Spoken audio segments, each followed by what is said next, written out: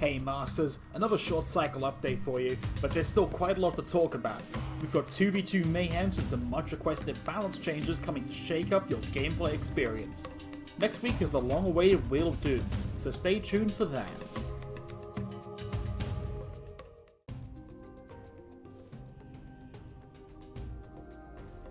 We've talked about it before, and 2v2 Mayhems are finally here. Now, when you set up a Mayhem run, you can switch between playing 1v1 or 2v2 matches freely. They use the same rewards and win records, and you can create a lobby to play with friends or queue up with another random player, just like a regular 2v2 match. With twice the players involved, there's guaranteed to be twice the mayhem.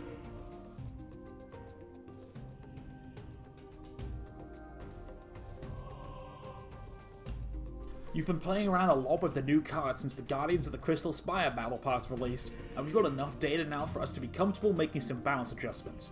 Hopefully this will give some inspiration to experiment with some new strategies. Firstly, we're reducing the amount of mana granted by Crystal Construct to 1. We originally intended for the 2 mana refund mechanic to treat the card as a 3.5 mana threshold, but it ended up having less of an impact on the card than we wished for. It was also simply too effective in mortar strategies due to its ease of combo potential with other ranged minions. By effectively making it a straight 4 mana card, it should still provide its role of being a cost-effective chunk of HP. Next, Rabid Prowler is losing its frenzy and will only get rage from being activated. The main problem with the card was the speed at which it could traverse the map, making it incredibly hard to react to when played aggressively, and its high DPS meant it would also tear through anything in its path if it wasn't a hard counter to Rabid Prowler. You could also chain Rabid Prowlers into other Rabid Prowlers, since they would activate the card's own condition.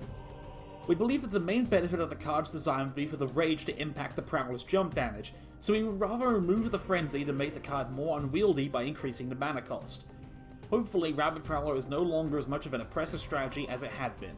Next up is that we're increasing the cost of the unit required to activate Dragon Ball from 3 mana to 4. Dragon Ball was certainly a popular card since the first Battle Pass's release, and for a good reason. It was incredibly versatile and would fit in almost every deck that wanted a removal spell, or even the option to go face and play aggressive. After all, what deck doesn't run a 3 mana cost minion? By making it 4 mana, we want to preserve its ability to generate high amounts of value, but make it a bit more difficult to actually activate, so it doesn't push Fireball out of the meta as much as it had been. Enough about nerfs though, let's talk about some buffs instead. Firstly, we're giving a very minor buff to Crystal Sentry, where we'll increase its health by 25 and damage by 5. The card was very slightly underperforming to our expectations, but at the same time we're cautious about overbuffing Armored Escort, which on its own is a fairly strong card. Hopefully this buff will give the card the push it needs to be relevant. Musketeer will be receiving a small health buff from 200 to 230 as well. While it had exceptionally high DPS and provided a niche counter to some specific units, outside of that scenario it had too little health for a melee minion to be effective. This should make it that much more survivable than it was before, but it should be enough to help it survive ranged harass. Raging Reinforcements will see its crossbow dudes increased from 3 to 4. One of our oldest cards, Raging Reinforcements always suffered from having one bad result out of the 3 that was always going to be inferior. That was the crossbow dudes, but by increasing the amount to 4 it should be better in every scenario, in both splitting and putting its DPS on par with the Warrior and Dragon Mob. Cannon Roller will have its attack delay decreased from 800 to 600. One of the core problems of Cannon Roller is that a lot of favoured minions are simply too fast for it to defend itself from, resulting in the unit inevitably taking a lot of damage as it struggles to outpace them. This buff should help its defensive capabilities. Finally, Dragon Nest is having its mana cost reduced to 4, its duration reduced to 35, and its health reduced to 250.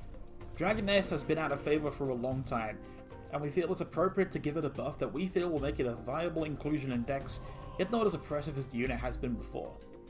That's all for today, Masters. Thanks for all of the feedback you provided on the Season 3 cards, and stay tuned for next week for the much anticipated Wheel of Doom release. Cheers from BetaDwarf.